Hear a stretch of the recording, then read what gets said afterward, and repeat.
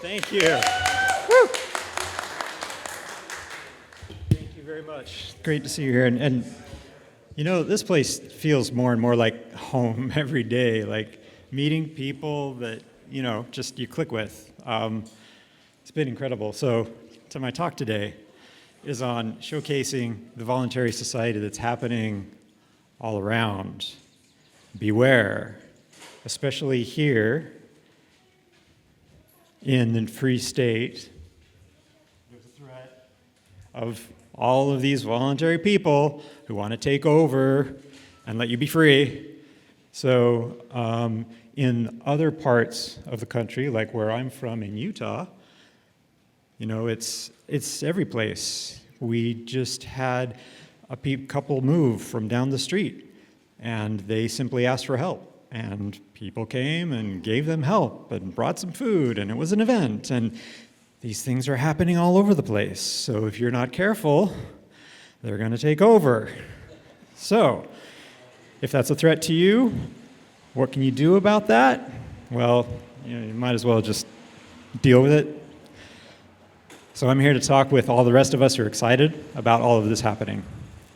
What I want to talk about is this problem, which is finding people around you that have the same values, that are like-minded individuals you want to work with. And this is a problem not just for us, but our neighbors. You know, there's an epidemic of loneliness out there that we hear about. And are there good ways that we can connect in real ways? This is one of my favorite people in the world. He was the first gay mayor and libertarian mayor of Utah in Bigwater. And just fantastic guy. This is him in his flaming shirt. I love to show off. You know, as libertarians especially, you know, getting to know one another who are very opinionated can be a challenge sometimes. So, what can we do about this? Because life is much more amazing when you find those people and as you grow that society. So, another problem that I'm just pointing out here, like I give this presentation to my local Rotary, and I don't bring out some of the freedom-oriented things, but this is a huge problem where people are invested in the school systems and in their current structures, and they don't know a way around banking, and that's a huge problem for them. They just don't even know it. So how do we help everyone from the ground up be able to get this vision? So, especially kids have a hard time seeing outside the box. So can we do things that are going to help them? My wife did not come here, will not come here, just is not interested in the voluntarist story. She is a city girl. She always will be. And, I have no hopes of converting her. But she does let me play. So every week we go to, I've talked about going to other countries. And yeah, she's just like, Mexico? No way, there's, gangs in control there. So we have the Bountiful Voluntarists. We've been going since 2017. Every week we meet and we philosophize. And during COVID, we go into barns where people can't see us meet. And we do cleanups and we learn shell reloading and stuff like that. Cool people that I've met along the way. And one of them, we did a public speaking event. One of the guys was talking about expatriating and listed his top 5 places where he wants to go. And so a little while later, fast forward 5 years, he's moved away. But my wife is talking to a friend who they're retiring and they're looking at going to Portugal to move there. And she brings this up to me one day. We've been looking at Portugal. And I'm like, this is fantastic. What? I call my friend up and he's like, yeah, Portugal's one of those top 5 that I had. And she's talking to her friend. They've gone there and picked out a place.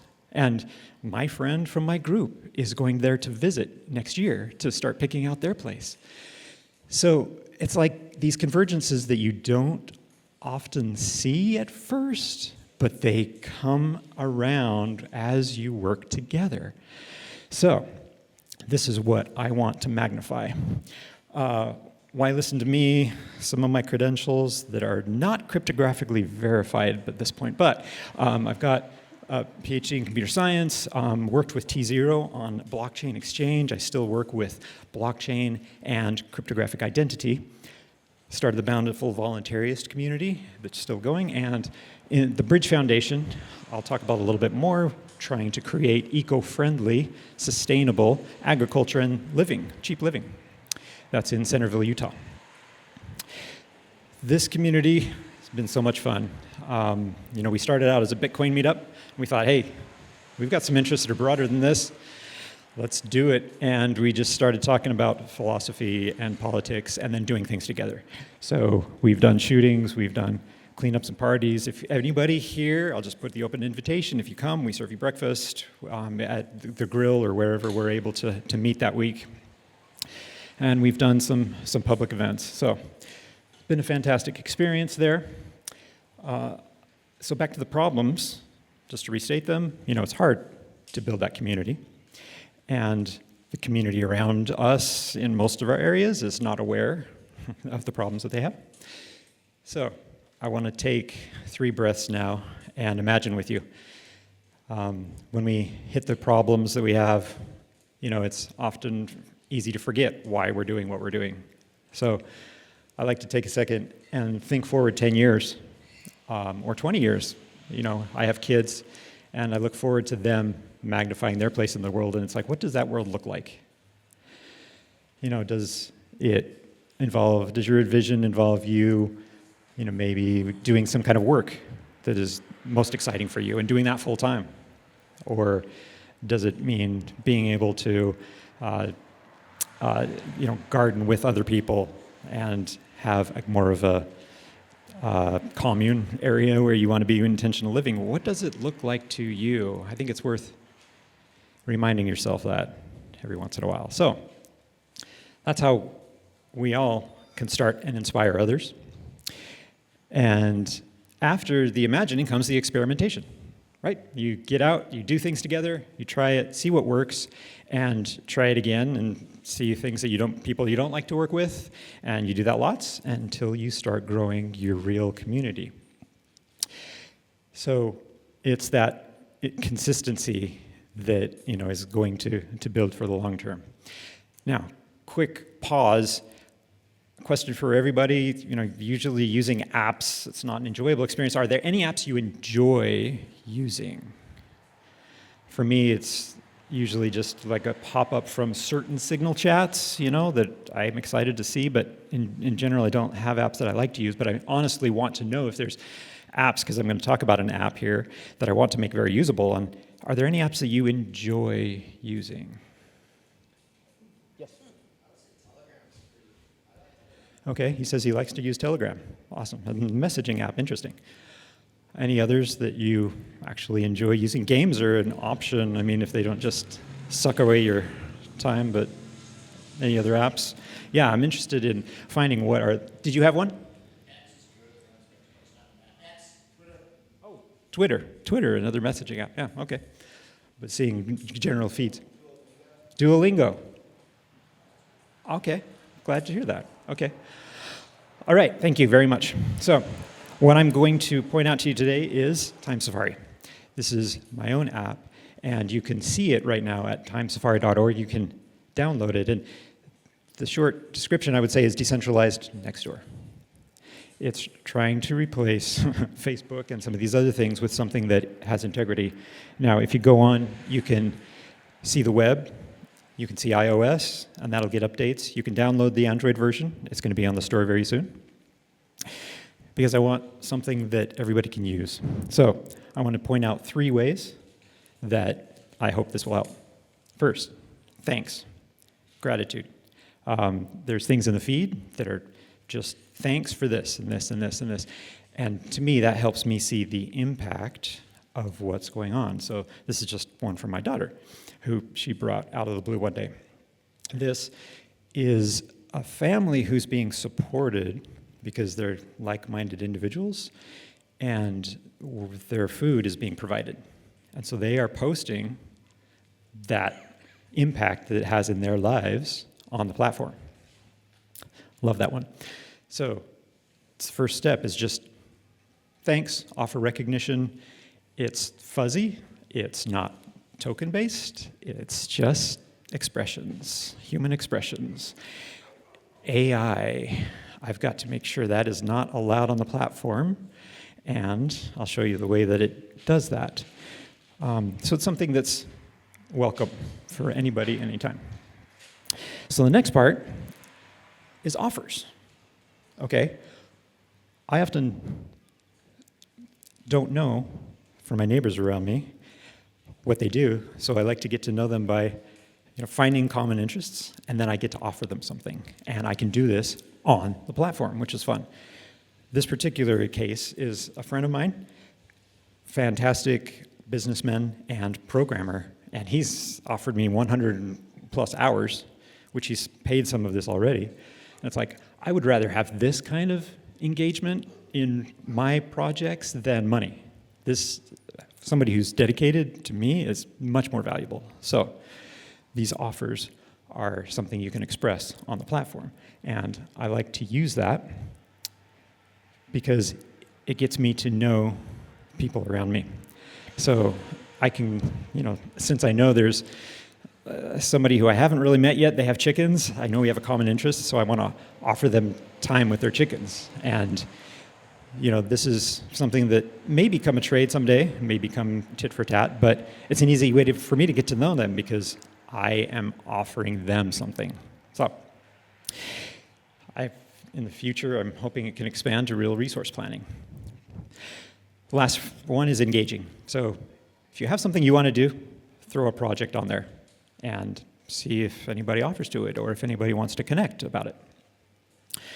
I like to track food projects, especially, so that's why some of these are on there. You can search with maps, with fuzzy searches, and so throw out proposals and see if there's things that get you interest. One benefit of this, it's decentralized, uses the same technology as blockchain, but it's actually chains of claims rather than blocks, if you care about that kind of thing. And we have 200 meetings that we've recorded over time. So that's years of weekly meetings. Not only that, we have confirmations from each other. So this isn't something where a secretary is assigned to do it. We confirm one another's attendance in the meetings. And so that's how many confirmations we have. So this is how it can build into, say, reputation. So that's the question. Can we connect more broadly? We can meet new people. We could experiment together and do things. And the hope is to build our tribes and then show a better way. So I told you the example with the food. My hope is to get like-minded people who we're supporting with food, and they won't need the welfare system. So, that's an attractive in for anybody else who's curious. What are you guys doing over there? How are you being supported?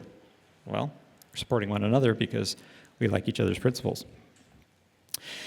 And the hope is, of course, this leads to governance. So one of the ideas that have been thrown out was, hey, let's start a neighborhood watch. There used to be neighborhood watches everywhere. We don't see them anymore. And hey, okay, I did just meet one of my friends who's into guns and the legal protections for most gun owners. And so I'm hoping we can get together. I know somebody else who walks around our neighborhood. We might be able to make a pact. If we can get a few more people that are interested, we might be able to do a circuit. And, can we replace some of the things that the police are doing? I would like to show that example of, when push comes to shove later on, when we need more police, it's like, well, actually, look over here. Look what we're doing. So, govern, or maybe alternatives to the current monopoly governance. Okay, so Cory Doctorow, very respectful person. I don't agree with all of his solutions, but I love his writing. So let me point out some other things that are fun. To me, this is just good. It's just throwing good out there, and it's not on Facebook, and so I'm excited about that. So it helps me build good habits every morning. Wake up, want to add something to it. And it's something where I can see some of the people in my life. It's like, okay, I'm not thinking maybe of everyone that I could be helping today, this helps remind me. There's some swap meets in Utah that are alternative currency swap meets, so that's been fun. You know, goldbacks, they even have little token tickets that the creators pass around, so that's fun. But not a lot of people have money or those resources, especially youth. So, you know, time is one of those things that is an underused resource. It's like, I have some time I'd like to give to initiatives that I'm passionate about. So, you know, can I make that a little bit more obvious and apparent? Other things for those of us who don't enjoy getting out and meeting people, you know, I wanted something that I could use that's helpful for that. And, you know, it really does invest in who's around you, your community. My hope is that these grassroots efforts are the things that grow, and we get people out of the mindset of, hey, I need to look for a grant to do what I want to do. No, it's like, find people who are going to do what you want to do. I believe in action over talking. I didn't feel like I could say a lot of these things without having something you could actually do and play with. So you have something you can play with. And, you know, won't it be cool if we can build more with our computing power that's in our own pockets every day? There's a lot of great initiatives. Love Bitcoin. Love all the cryptocurrencies. No, that's not true. Some I don't really like. I hate the shysters. I hate the speculation. But the technology is awesome. And that will enable some great things in the future. But they're supported with tokens that you use on the platform to make people use it. Great idea. Alternate idea, let's use the computing power we all have in our communities to support these kinds of chains, these kinds of claims, and this kind of reputation. So, this one I celebrate because this is my passion. I do enjoy it. It's the one thing you'll get me out of my shell to talk about. And some of these things are standards out in the community where there's an internet identity workshop in California that has been instrumental in making cryptography the basis of new identity systems. I'll stop there. Proofs, self-sovereign identity is a technical term from real people, and it does help build that reputation by personal references. Remember I showed you the confirmations? So if, you know, I have a couple of carpenter friends. Okay, if some other friend wants to know about a particular carpenter, I can give them some information. A rating for my carpenter friend of 4 stars or 5 stars, okay, great, but doesn't tell me much. What is more valuable is, hey, I don't know this person. Can you tell me about him? Because you know him. You're in between us. So that's the kind of information I get to hear. Yes, I would trust them to finish my project, or yes, I'd trust them to lend me something but not finish my project. I have those experiences. You know, those are the kinds of references that we want to be able to share.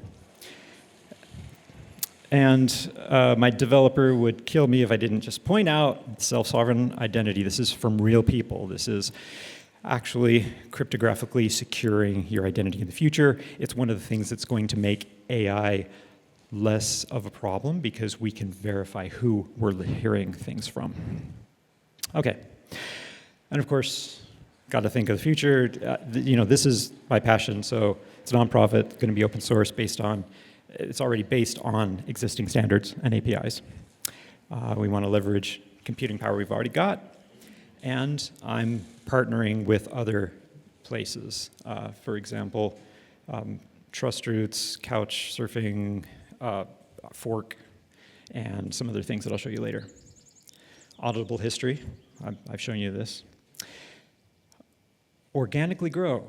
I believe in growing from the ground up, and part of the reason it's so important is we've been through the Doge chaos in DC, and then the subsequent chaos where people in our own communities are protesting that, oh my, they might have shut down a non-essential government function. The bigger threat isn't just the government mandates and the bureaucrats, it's those people around us who are like trying to make sure this system perpetuates. So, got to start at a young age. Love the Tuttle Twins' work. Let's get some tools in front of kids that they can express this kind of thing, put out projects out there, and get some offers and community education that are not from the government school system. I'm hoping we can start businesses on this as well, and of course, as I said, grow into governance that really replaces City Hall. So these are some of the partnerships that I'm working with to make sure that this is long-term sustainable. I'll just compare to what you see out there. Facebook, love it, but okay. It's manipulative. Freedom Cell and Network, those are good systems. But they are centralized. This one's decentralized.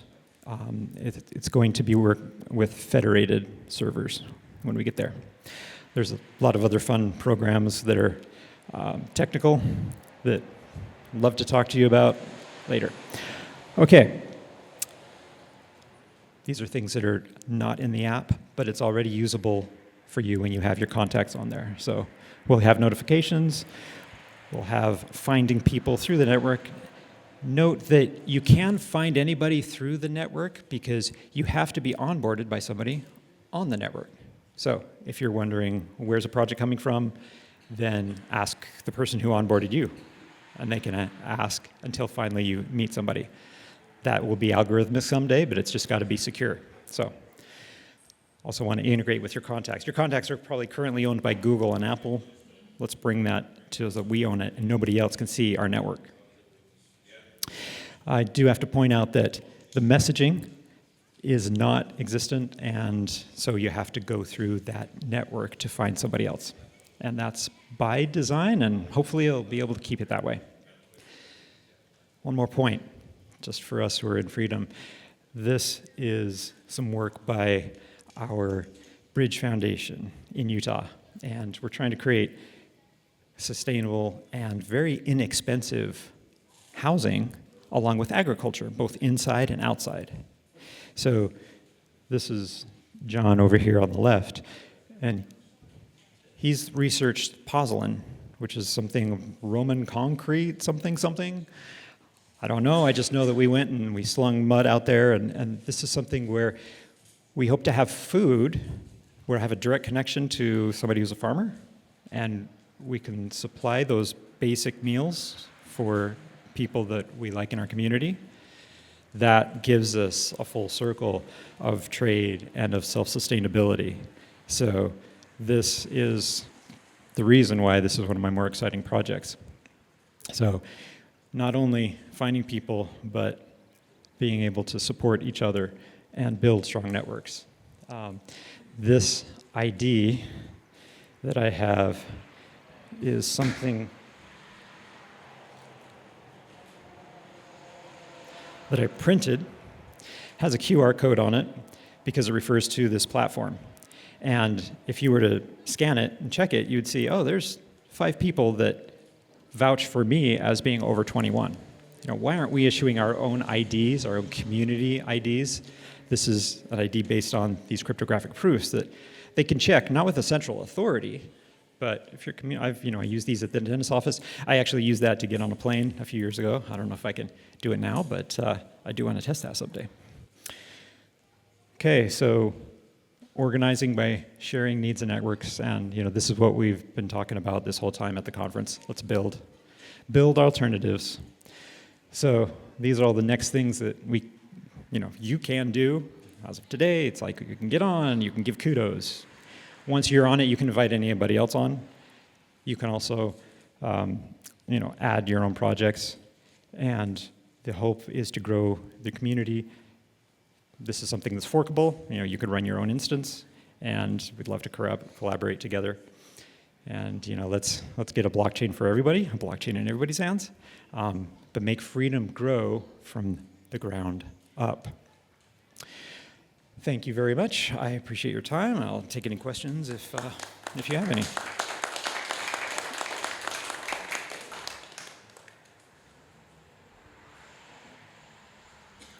I'll be hanging around if there's nothing you want to post in front of the group. But if anybody has any questions, I'm willing to take them.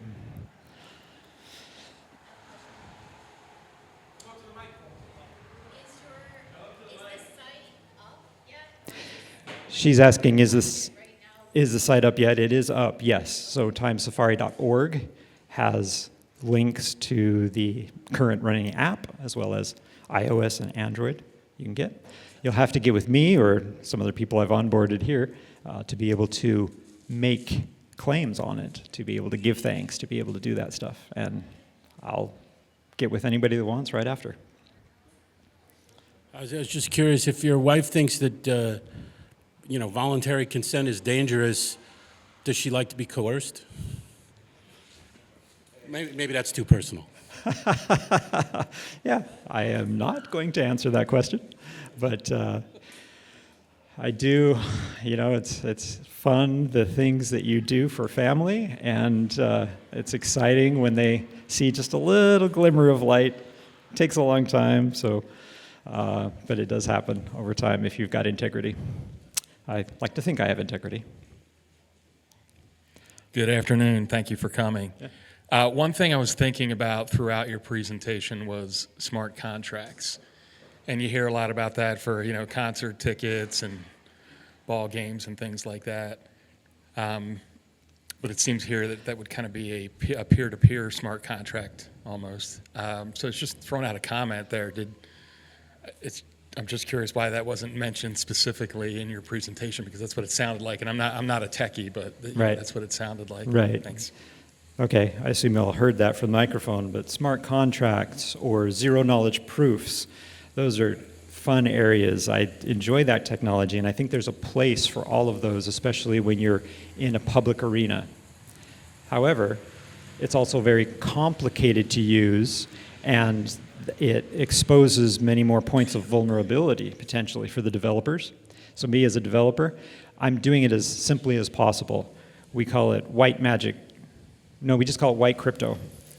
There's black crypto, which is the zero knowledge proofs, smart contracts, and all these complicated things that you can use, but this is one that white crypto is enough. We just have hashes and encrypted data, so those things together give you enough security for what we want to do, especially when it's a tight-knit network. So, great question. Thank you very much. All right. Thank you. Appreciate your time. Hope this is useful for you in the future.